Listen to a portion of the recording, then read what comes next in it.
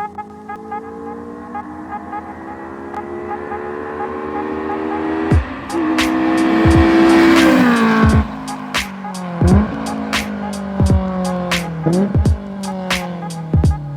up YouTube? So today I decided to make a review on my personal Honda S2000 AP1. We got the JDM pointer stick today, so we're gonna go through the car with each mod I've done and talk about how I have the car set up. So mainly I have this car set up for autocross and backroad driving.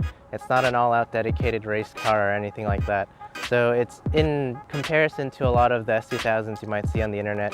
This one might be pretty mild, but I think it'll be a good video for people that want to set their S2000 up in a more mild yet competitive way. The car does pretty well in autocross and I really haven't done too much to it, but I think I've checked most boxes for a mild Touge autocross setup car. So without further ado, we'll just go around the car and I'll talk about the mods and then we'll do a small driving impression at the end. We'll start off with the stuff on the outside before I pop the hood and stuff. So the first thing I like to talk about is the tire setup. Right now I'm running Federal RSRRs. These are a 200 treadwear tire, mainly used for track use or autocross, even though you can still drive them on the street. They kind of have this funky flame treadwear pattern, which is questionable at best. But overall, the tires, they grip pretty well, especially for the budget that they're designed for. So basically, I got all 4 tires for $400 shipped. Normally on the Miata and the MRS, I have Bridgestone RE71s, but for 17s, 200 treadwear tires that are used for autocross and competition can be kind of pricey. And for my driving level, I don't think I would win anyway. So I wouldn't spend on RE71s at my skill level. So right now, we're just mainly using these tires, which are pretty cheap, but still provide a significant amount of grip over any other all-season tire or anything. So I would recommend these tires for the price point that they're set at, which is pretty cheap.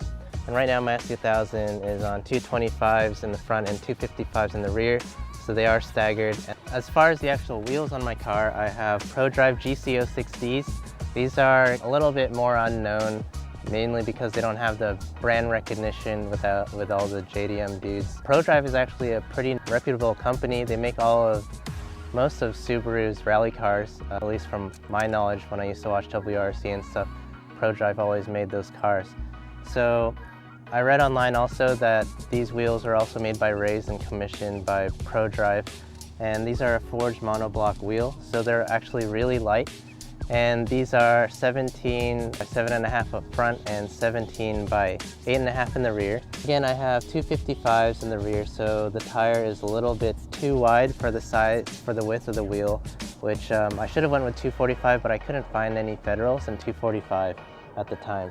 This wheel and tire setup gives pretty good response and does the job for me in autocross and Touge driving. These wheels weigh around 15 pounds each, which is really light for a 17-inch wheel. I am on WinMax W3s, which are a mild brake pad designed for autocross and light track use, which is basically how I use this car. They give a significantly stronger initial bite and they bite pretty hard in general.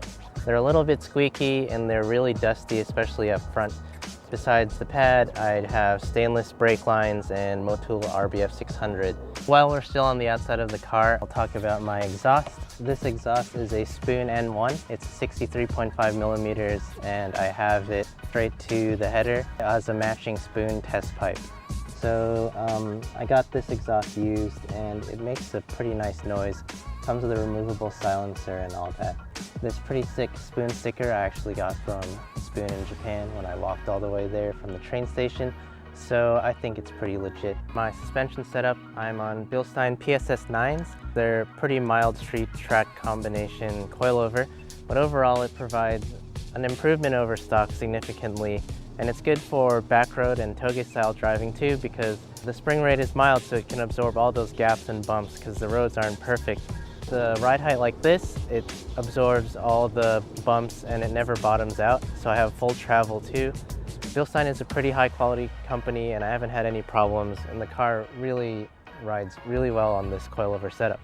Under the hood, we've got a whole lot of nothing. The car is pretty much stock from how it looks, but I have done some modifications to the motor as far as reliability mods.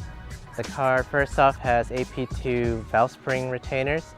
The F20C is known to crack the valve spring retainers due to mechanical overrev, and that would mean your valve drops and your engine explodes. I also have AP2 oil jet bolts because these cars rev so high. I wanted to make sure bearings have a significant amount of oil going to them for cooling and all of that. Also underneath I have an oil baffle plate so that the engine doesn't starve under hard cornering. Basically that's it. It doesn't increase power at all, besides maybe the exhaust, which is probably minimal. Still have the stock air box and everything. While we have the hood open, I'd like to point out you can see my front sway bar is upgraded. I didn't talk about that earlier with the suspension stuff because I just wanted to show it while it's here. It's a 31.5 millimeter thick sway bar. So we're just gonna do a quick driving impression of my S2000.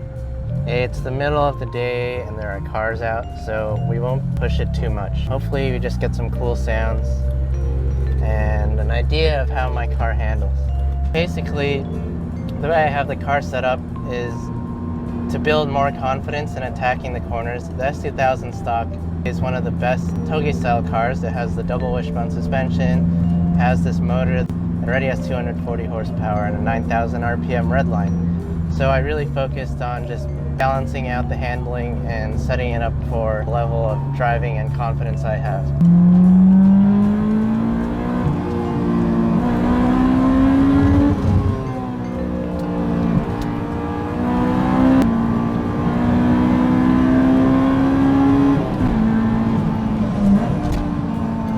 We're coming up to a hard right, so I'll show the brakes.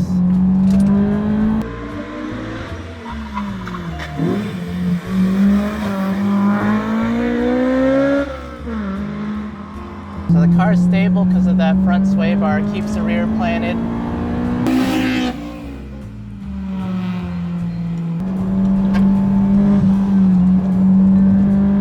So you guys can see the car grips really hard, and that's mainly because of the tires and then the way the coilovers work with these tires.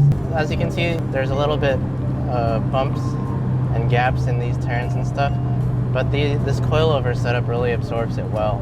So when you get the thicker front sway bar, you offset that oversteer tendency that everyone talks about in all those driving reviews. The AP1 has a thicker rear sway bar than the front, so it induces a lot of oversteer naturally. So the front sway bar makes the car's handling a lot more neutral and stable, and it also really helps with the torsion LSD. The torsion LSD, you really need to have the rear planted for it to work, or else it turns into basically an open diff. We're gonna turn here onto a pretty windy section, and we'll just put the car through its paces a little. Again, I'm not gonna push it that hard, but it should give you an idea of how neutral handling this car is.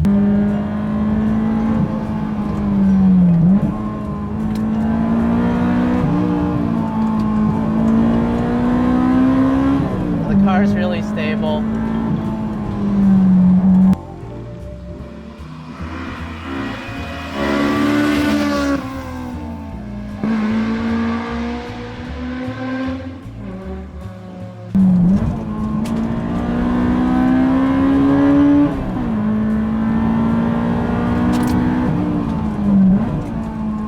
Then we're going to come here to the left hairpin.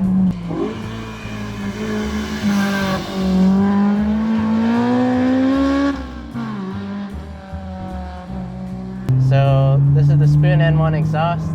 It's pretty mild for everyday use. As you guys can see, the brakes work really well, tires work well, and overall the car is just really stable and just enhances the driving experience of a stock S2000. The exhaust sounds really cool. Might be a little bit of a Ricer thing, but dude, I just love the sound of that exhaust, and I love the sound of the VTEC motor in the S2000. The F20C going up to 9,000 RPM just really sounds like nothing else, especially in this price range. I hope that gives you a good idea of how my car is set up, and it's a pretty achievable setup for anyone with an S2000 or any other car. Basically, it's just suspension, tires, and brakes, and an exhaust to sound cool. Hope you guys enjoyed the quick video, and hopefully we'll review other cars soon. Please like, comment, and subscribe if you like these reviews. And yeah, until next time.